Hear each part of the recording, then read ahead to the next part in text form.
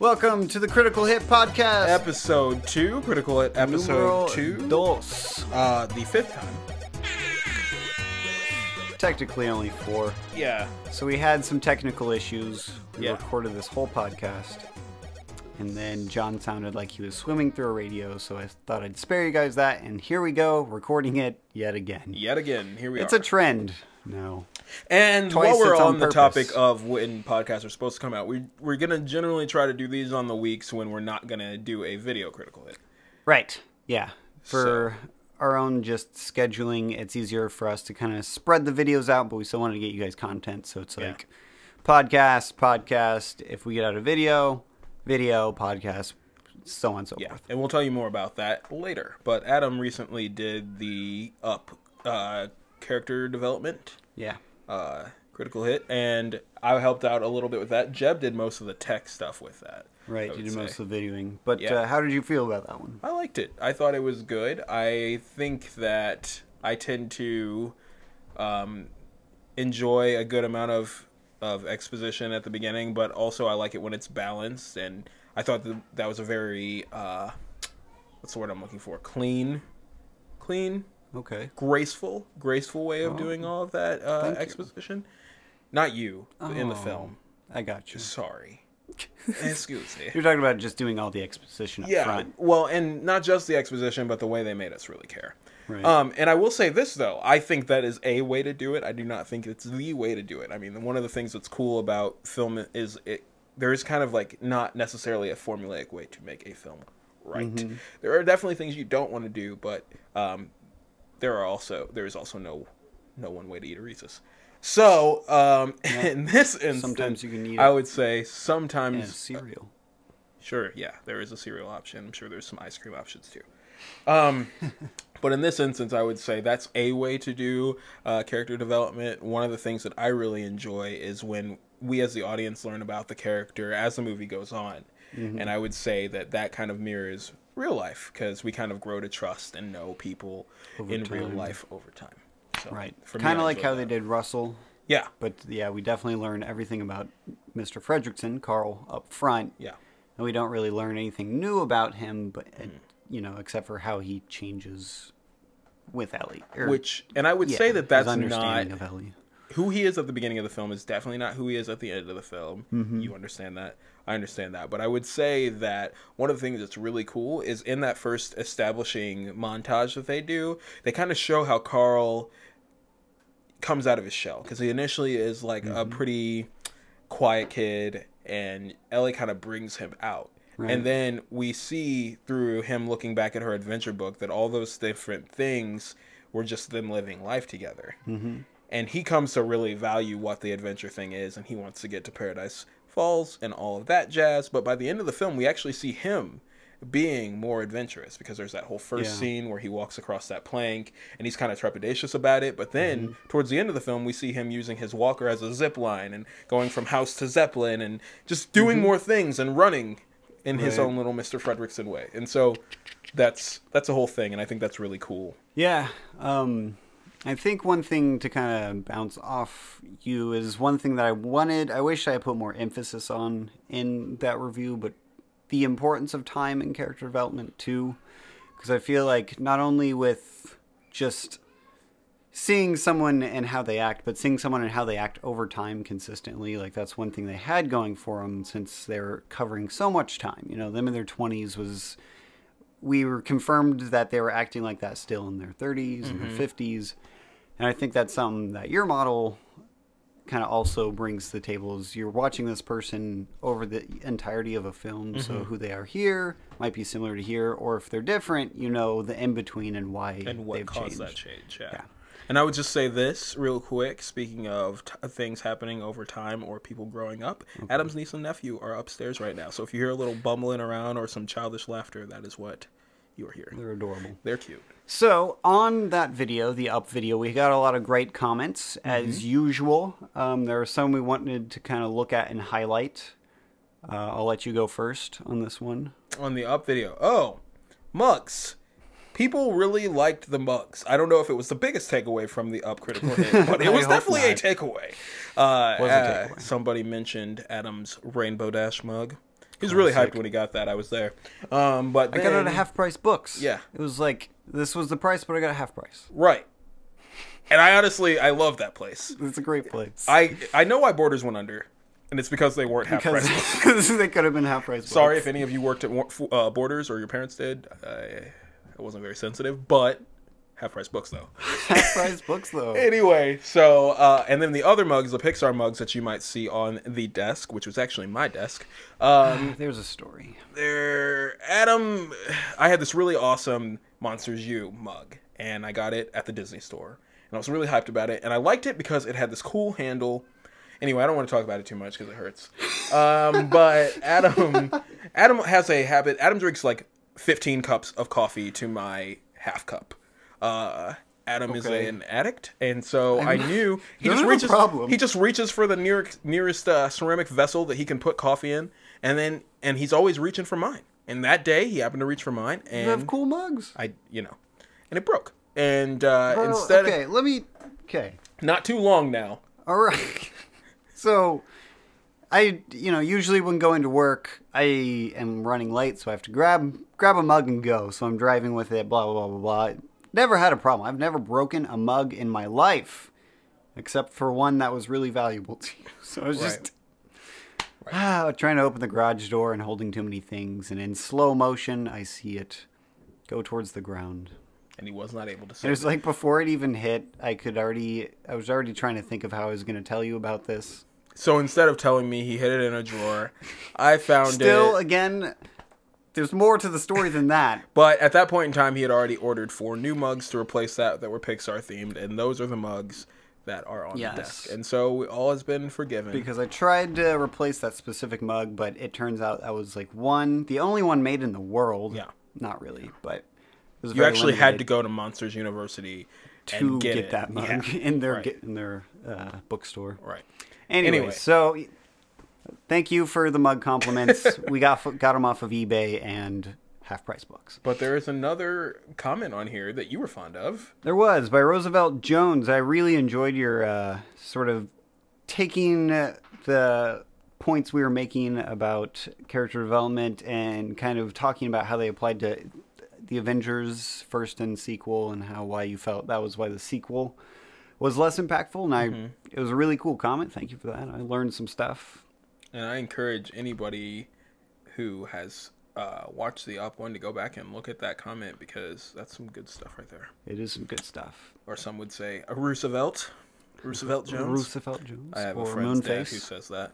Anyway, and yeah, I think some of the old standbys coming in the comments. You got Consuelo. Remember that one time when you did that whole response to a Consuelo video? Yeah. That was pretty awesome. You guys I was just inspired. Yeah. Some people comment just like next level, top tier. It's true. When you put the effort into the comment, I really appreciate that. I read that. Yeah. We've talked about that before, though. Anyway, so in other movies. The biggest comment that we got that we're going to talk about the most was from Banana Miller. And I don't know if it was on that Critical Hit, but it was on a Critical Hit. I think it was on this one. It might have been. But Banana Miller said something about us watching Fury Road. Yes. And so we did. Mad Max Fury Road. Mad Max Fury Road. Right. As the people who are colloquial about it, we just call it Fury Road. Oh, yeah. It's understood. That's what you call it. It's understood. In the Mad Max club that you attend. In the fans club. Fan club, just which Fury I'm Road. Secretary. Really? No. Impressive. Anyhow, so Jeb and I had already seen Mad Max Fury Road. I think we were both pretty hyped about it when it came out. Adam did not want to watch it. It's not that I didn't want to watch it. It was just, we all have time and money, and every time you go see a movie, it costs both of those things, so you have to weigh it. And even though Hotel Transylvania 2 seemed like a bigger way to watch than Fury Road, that doesn't mean anything about the quality of the movie. It's just where my values are. Right. But eventually we did prevail upon him to watch it. I purchased it. We watched it. I need to push myself to watch more live action films because it's important. Yeah, we're going to actually, Jeb and I have gotten recently kind of hype about The Martian. I think we might actually see that. Still have no idea what that is. Yeah, we'll talk more about it later. So, how'd you feel? What was your thoughts about Mad Max? Mm-hmm. Well, there's sort of two answers to that. The first one was when I first came away from it, It was positive. I felt like it was. What did I say? It was like You said, the standard of what action movies should be. Right. Like it had that whole external. Ooh, that was exciting. Had that whole external informing the internal, and that's Conflict. why it was engaging. Yeah. Like compared to other action movies that don't do it quite the same. Like Yeah. you could take Pacific Rim, they have that whole internal of the brother and stuff, but it just doesn't read and doesn't come off emotionally engaging. But I felt like Mad Max did it really well. Yeah. Yeah, I would say that there's a lot of things that you can take away from Mad Max. I would say there's obviously a lot of respect that needs to be paid to all the people who coordinated the stunts, and I would say visually it's a film that is it's hype. You know, it's pretty engaging. A lot of people like to talk about that. Yeah. Sure. But I would also say that there's some points to be made about the way that they took a pretty simple plot and they didn't over explain too much, and they just kind of let things explain themselves. And I would say that's why we enjoyed that film to the degree that we did. And that was the second answer. Mine was, so I was listening to another podcast, the Blender Guru podcast, and if any of you cared in the least bit about open source CG software, you should go check him out. But he was interviewing a layout artist from Pixar named Conley V, and they got onto the topic of Mad Max, and I really liked his answer, and it was really focusing on two things. A, what you said, like how they don't explain a lot. They leave a lot of it up to your imagination. Like they show the world, but they don't explain it, which is an interesting way to go about building a world. And I think it's a more engaging way, because then it allows you to engage with it without, like, you know, I tell you exactly what something is. There you go. Then you don't have to, you know, you don't have to think anymore about it. And I would say that that also gives the audience some credit, because it allows them to kind of inform themselves, as opposed to you just being like, well, this is how this works into space. You know, it just that's how that director sounds. Yeah, that's how George Miller sounds. Like, you know, we're going to tell you about how this works into space. But it allows audience participation. Right. And you're kind of invested in that because you're figuring things out, and the world is definitely different. It's kind of that post-apocalyptic. Yeah. And it kind of shows, you know, what will happen to humanity as it becomes weird more and more stuff depraved. Going on. You have the whole blood bags and the whole car thing and the breastfeeding mom situation and the midget with the telescope. Not PC. Is that not PC? No. Dang it. Little person with the I apologize. Anyway, I didn't know. Yeah. Well, you know, sometimes it's hard to keep up with terms. I think we all forgive you. Thank you. Hopefully. So, but yeah, it allows you to engage with the world. So we've said about that, and then I think the other aspect is, since it was an action movie, there was a lot of action, and I think Colin talks about how it was like the action has consequence. There's action reaction. Like the action informs further not only the plot but the emotional journey of the characters, and I think that gives meaning to the action more so than, say, maybe some action movies do action for the sake of action. Right, and I think we can kind of see Max fighting his demons along with Furiosa kind of fighting her own, even though the movie isn't called Furiosa, Mad Furiosa. It is called Fury Road, which might be short for Furiosa. Oh, it could just be like, because, you know, the whole film is kind of her Furiosa. Trying to save these women from Immortal Joe, and she's kind of trying to get them to the green place. And Immortal Joe is just a nasty man. He looks terrifying. He does. Although more on that in just a second. But she's trying to get them away, but then she realizes what she realizes, she's got to face her problems head on. And so she goes back and she kind of deals with it. Right. And with Immortal Joe, though, there is one point. Immortal Joe he's not overly mean. Right. Think about it. He's reaffirming all these people. It's very psychological. This whole thing kind of bases the conflict off of the psyche of the two main characters, plus the psyche of the world. Like, he kind of establishes dominance over that. And that's kind of what we were discussing about him over the whole group, over all the people who live kind of in his realm. And we talked about that, and Jeb brought up a good point. We understand the power dynamic of that world based on just one thing, and that's the lever and the water. Right. And so, you know, he just kind of shows Immortal Joe is the ruler of this because he controls the resources. Right. I mean, they still, like, you know, having slave women is not entirely moral. Yeah. So they establish him being a bad guy. Immoral Joe. Immoral Joe. I like that. Yeah. So in those instances, but yeah, you're right. They don't show him like just straight up Whipping people. right. Yeah. Although I mean, they still like, you know, the whole ripping the baby. Like they show some pretty Yeah, it's gruesome stuff. It's gruesome. That's not okay. We've talked about enough, but it was good. Like the visuals of it. A little bit more intellectual than your standard action film. Yeah. Yeah. Okay. Right. You didn't hate it. I didn't hate it. That's good. And just last interesting point is the fact of how long it's been in production. So I just also from Colin, just kind of curious how polished this is. Like since it's been trying to continually be in production for like 20 years now, like how many script writes has this gone through? Like just being in space and existence that long, I can see really like figuring out the planning phase about sort of just storyboarding out the shots and how the action informs the plot and all that kind of stuff. And I feel like that's how the visuals come off so clear and they don't explain anything. Because if you do it over, like if you're writing this over and over and over again, you're like, do we really need to explain that? Mm-hmm. No, not really. Mm-hmm. Kind of separating the wheat from the chaff, as they say. Do they? They say that. Yeah. Anyway, I'm not a farmer. On to other things. You guys saw an interesting movie here recently. Right. So, some backgrounds. One thing we want to add to the podcast is a segment called Spoiler Alert. Spoiler Alert! Where we try to, like, movies that aren't super hype, like sequels and, like, just stuff, like, me and John have different opinions on trailers, but me and Jeb go into the worldview of we don't like watching trailers until the movie if we're excited about it. Yeah. But some movies that are like, oh, I'll go see that, but I don't expect it to be too much. Yeah, we're actually going to talk about this a little bit on trailers. I prefer trailers that kind of inform me of what the film is going to be about. And Jeb and Adam kind of like teasers that don't tell you too much about the story. Yeah, like you show me a character or an interesting world and I'm in. Yeah.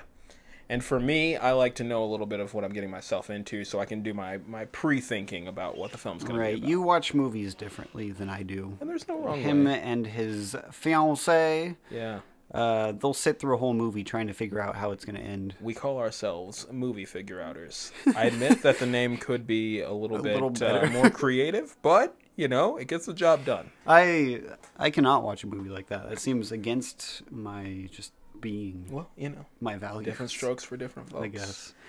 But anyways, so we did in our first one, we did a spoiler alert. Oh, I don't think I finished explaining. So the idea is taking these sort of B-tier movies and like really watching all of the story elements they give us in the trailer and trying to figure out the thrust of it. So we were going to do that with Hotel Transylvania 2, but then in the meantime, audio issues, and then we went to go see it. So I'll tell you basically what we thought it was going to be. So I thought, and also this would actually probably be a good time if you haven't seen the film and you want to see the film, and you don't want to hear us talk about it. Yeah, just don't. Yeah, the podcast is kind of over. You can just we might not. We're going to give some props later, so come back. Okay. In a few minutes, but maybe we'll put a marker on here. You should just ignore this. Yeah. But what we thought the film was going to be was, if you guys are aware of the characters, Dracula, his daughter Mavis, she's with a guy named Johnny who's a human, and that was kind of the whole. That was the whole conflict of the first film was Drac was trying to accept humans as good people. Because, in fact, they had killed his wife way back in the day, Mavis's mom, and he was really trying to come to terms with what the world was, and so on and so forth. And in the second film, we assume that Mavis and Johnny have gotten married, they've had a child, and what we kind of assumed was going to happen was that there was going to be a whole issue with the baby. Is it going to be a vampire? Is it going to be a human? And we kind of had come up with a number of different ways, a number of different executions as to how that whole thing would be resolved. But what we kind of thought was, it'll be cheap if the baby's a vampire, because that's just them, like, fan service. And then we thought, well, what would be fan service? What would be more just because obviously Drac wanted him to be a vampire, so it's giving him what he wants. Yeah, and then we thought if he wasn't a vampire, we're kind of in the same situation as the first movie, where Drac has to accept humans for who they are and all that jazz. Yeah, and I will say, okay, so this is where the spoilers kind of come in, even though we never say them on Critical Hit, but usually it's kind of understood. Yeah. But the way they do him turning out to be a vampire is probably one of the most successful parts of the film. Like, it's this whole, like, meta thing behind the thing. Like, they really push it to the furthest before him becoming a... So it's after Drac has already accepted him being a human, that's when he becomes a vampire. I guess that was going to be how they did that. Yeah, way to go. Yeah, So the movie figure outer. But I did not come away positively from Hotel Transylvania 2. Why? And it's... Is it the curse of the sequel? And see, this is something we've talked about a lot, and we want to do a Critical Hit focus on specifically animated sequels because they always come off as cheap money grabs. Time out. How would y'all feel about us doing a Critical Hit on sequels? Yeah. I would just like to do it personally. But I would the like to thing I want to ask is, like, are they doing it intentionally? Because every sequel feels very similar. The tone and the amount of plot versus character is all eerily similar. Like, they all feel the same, but none of them, anybody, like, is like, wow, you know, that Rio 2 changed my life. You know? Now, Adam's painting with a broad brush here. I think there are sequels that we enjoy. There are. And we wouldn't know what a bad sequel was if we hadn't seen a good sequel from time to time. I would say most of those have the title Pixar's in front of it. But yeah, so just kind of looking into that, because that's my question. Like, if it's intentional from the writers, because you know, as a writer, you kind of see where you're going, but it's just... So with Hotel Transylvania 2, I'm talking all over the place, but there was just so much, like, exposition to character and so many, like...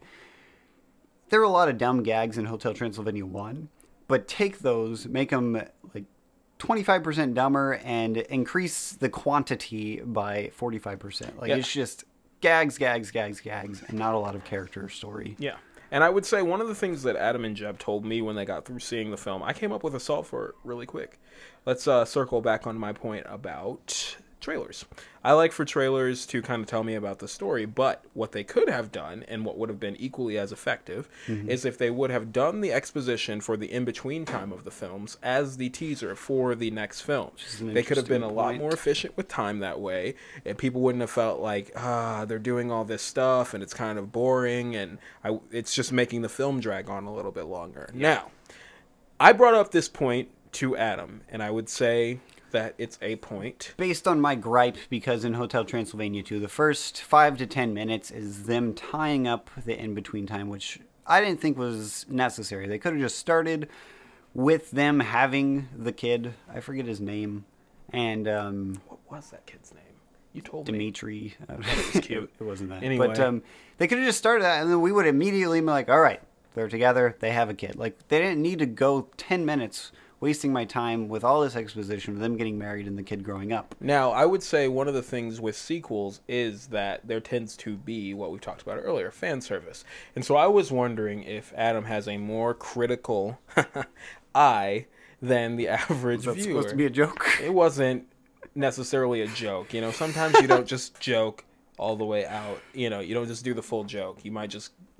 Okay, this is sort of an unrelated point, but are you conscious of yourself around different people when you make jokes that you don't think are funny? I do it a lot, like saying... So this is really vulnerable moment here, but... Good God, you've interrupted me for this. But so in like our Google Plus sessions for our short film, I'll make jokes where I will consciously think like, I don't actually find this funny, nor this is like something that I would usually like display as my personality, but I make them anyways because they don't know me to that level. No, I don't ever have that. You don't have any I'm of always this. Funny. Oh, I mean, Yeah. That's true. You make me laugh all the time. I know. So, aside from that, back to the film. I don't know if we are cursed because we analyze story structure often. All the time. So I don't know if that bit at the beginning of that film read off as genuine to a lot of people, and they thought it was a good point of the movie. So you guys answer me this. This would be great if you did. Do you feel like when there's an exposition dump for the in-between time that it's worth it? Do you think that that's entertaining, or are you bored? Do you feel like you don't necessarily need it? I would say that a film that didn't do that in-between exposition dump really well was How to Train Your Dragon 2. And did you miss it? I didn't. So tell me how you feel. Yeah, I think you asked me when we were talking about it, you asked me, like, you know, we're story-minded, we're aware that, oh, this is an exposition dump, but is the general audience going to be aware of that? And I said, not consciously, but they'll feel it. Right. So do you guys think that they would feel bored in that time? I felt bored in that time. Okay, fair. But yeah, fair. The general audience, would they feel bored? Yeah. So, all right, I'm going to hop to the computer, hit refresh a couple times, entertain our audience for the next 2 minutes so we can look at questions that we have. Yeah, sure. Anyhow, one of the points that I wanted to make was I'm always really jazzed when I see that you guys are working on different things. I think that's really cool. I'm glad that, you know, you guys are listening to the podcast or watching Critical Hit and working on your senior thesis film or making a podcast of your own or, you know, whatever you're doing, it's cool. And it's something that we talk about a lot. And I think we talked about in the first podcast is, you know, you shouldn't feel like there's some kind of like skill set that you need to have to just do things. Like, you obviously will get better at things with time, but you should just jump in and do it and learn from experience. And I think that's really, really, really cool. And so kudos to all of you guys for just doing stuff, because we dig it. Are you almost done? This is a long question. Dude. Look at this question. It is. Do you want to just, how do you feel? How do you feel about that? About the question? Yeah. I mean, do you want me to read it out? Just read the whole thing. Well, I'm way over here. The mic can't hear me. Can you? Well, come back, because you're sitting, the screen is huge. Yeah, okay. Well, anyway, I'll answer the first question. So, one of the questions that we got asked on Tumblr was, do we watch anime? And unfortunately, for myself, the answer to that question is no. But it's not because I'm not remotely interested in it. I had myself a smallish Gundam phase a while ago. I have some friends who are interested in Cowboy Bebop, and I've heard Attack on Titan's really good, and like that would be something that I'd be interested in doing if I just had more time in my life. Definitely respect the art. That's pretty cool, and I think that one of the reasons why my friends who do watch anime like it so much is because story is such a thing, and they just feel like epic, like sagas. So, right. I like yeah. that. I can't say I've wanted to watch various anime, like Ping Pong is a popular one right now. You mentioned Attack on Titan. I watched Pokemon when I was a kid. Yeah, who did? Loved Avatar: The Last Airbender, which is based on the style of anime. Okay. But no, Austin liked Cowboy Bebop. He recommended it to me. So maybe when we get Austin back, we can talk to him about that. Possibly. He would be the authority of us. Yeah, it's just the time thing, really, because I would love to get into one or many, but it's like getting into any TV show. I thought this question was interesting, by Poopy Artfag. Is that his actual name? I hope not. I hope. I'm sad that I said that on. Anyways. So I think we're missing a word, but I understand. If you're writing a story and want to base it off the life and observations, experiences, how should you maybe achieve the main character or differ the main character from being a Gary Sue or Mary Sue mouthpiece for the author? So essentially, how do you make a character who isn't just like, so we have a good story about this. We went to this like creative meetup downtown St. Louis once, where people would just give out story ideas, and we were supposed to like be in groups and help people produce these ideas, I guess. But so many of them, and I always remember that one woman who was like, "This could be a story about a lady who works at this job and this does and this, rides a bus every day, and it's just like raises her child by herself, and is an independent woman who don't need no man." It's like when we asked her like what her life What's was. your life? It was that. It was like, I'm a person who rides a bus every day. and I raise my child by myself. I'm an independent woman who don't need no man. I think a good way for me to like kind of get out of trying to write stories for myself is force my way to do it. Like even small things. Like the other day, me and John were recording audio for an animated shot that I might do, and we were trying to figure out the character of these two characters. And one of them, like, we were just recording with our normal voices, and like, I don't know, try something silly, like maybe try a little uptight kind of metro character, or we even try this big dude bro character who's just like forcing our voices to be someone that we wouldn't normally identify with. And that kind of puts your headspace in a whole different area, and then you can start kind of yes-anding that character into something very different. I'd say a good resource for this is actually a YouTube channel called Storymind. She has a lot of great things to say, and she has this one character, or this one video on making unique characters.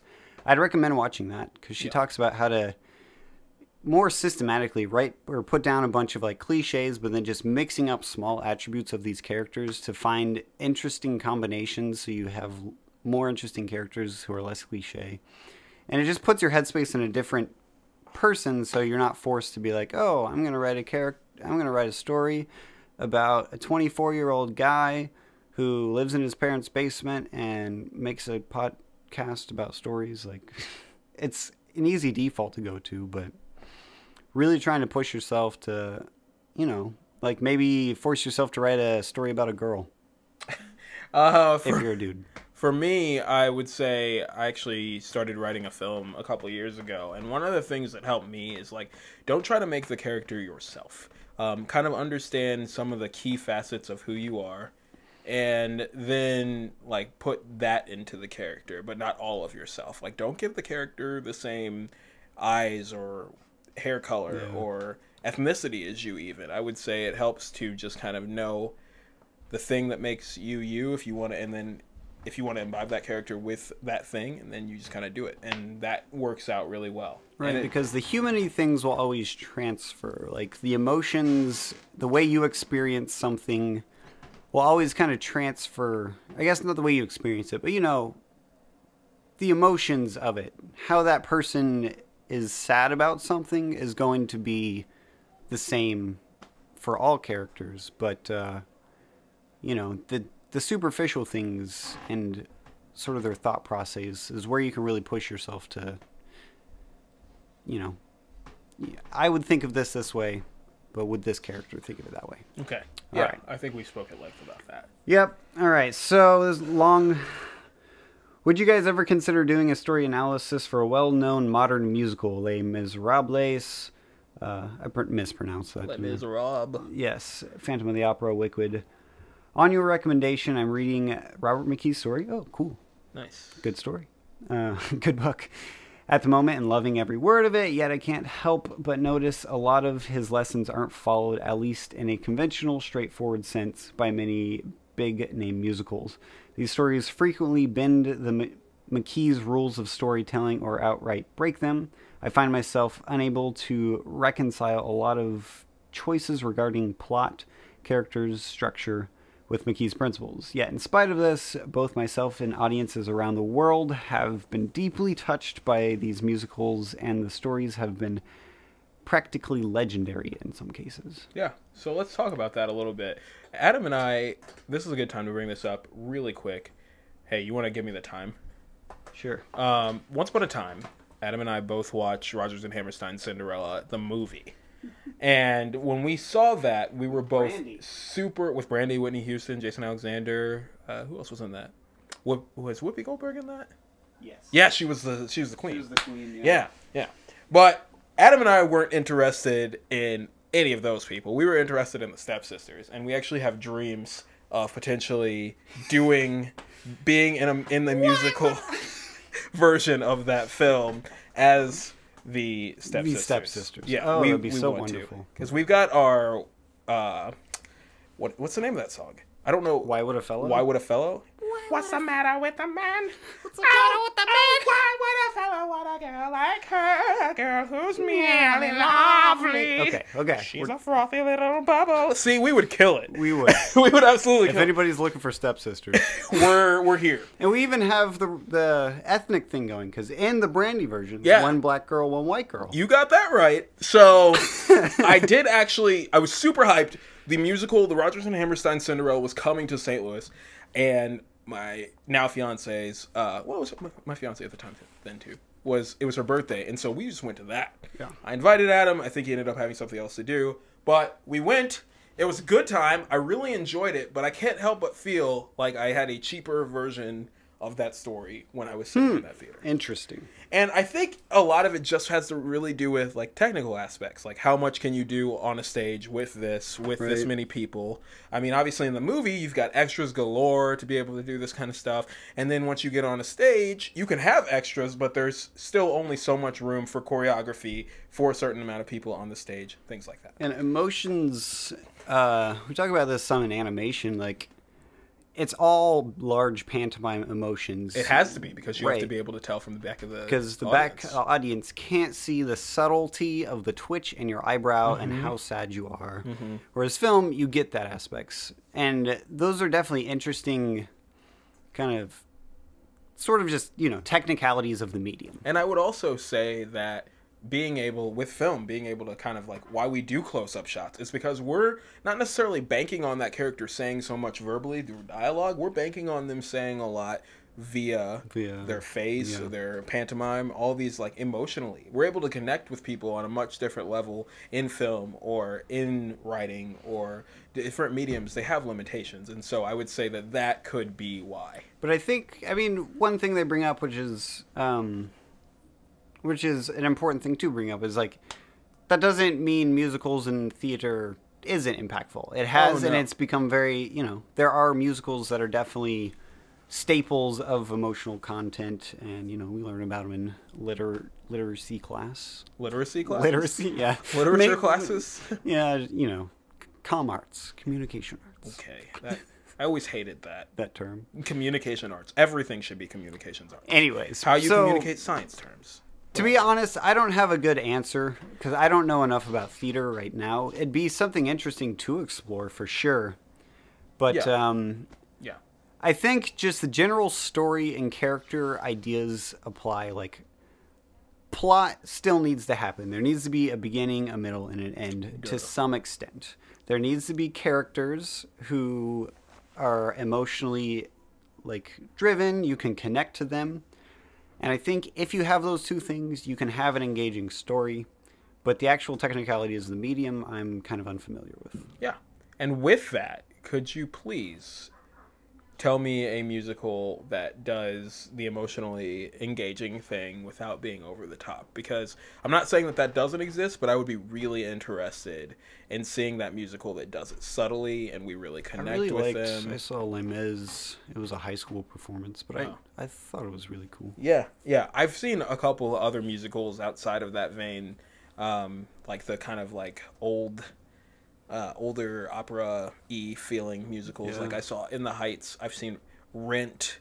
And I would even say the versions of Rent via film versus via on stage. Like I would say the stage version's way more over the top, and obviously you have to really, really try to get the audience engaged. And I mean, the story is compelling in itself, but I would say the movie does it in much subtler ways. Yeah. So I think the big important thing is building context. Like, if you can build context for a situation and a character to be in and have the audience understand all of the emotions and reactions of that context, I think you're in a successful place. And if we roll that back to what we were talking about with Mad Max, just how much you're able to show visually in a film, you can do like a montage or a sequence of different shots so quickly, and then the audience knows. They're fully indoctrinated into that world. They get it. They get what you're trying to do. Where that on a stage is a lot harder to pull off. Because you got scene changes. Definitely not impossible. Yeah. But harder.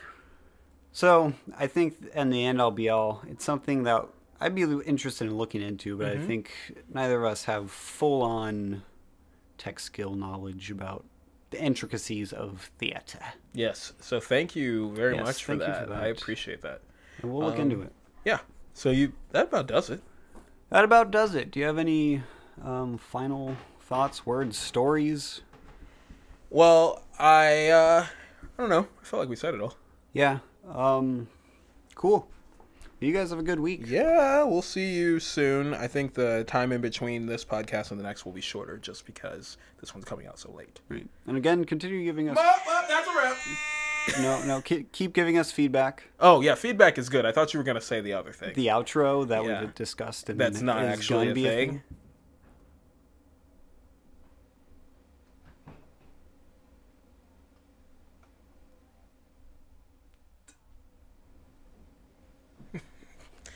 Tell better stories. Yeah,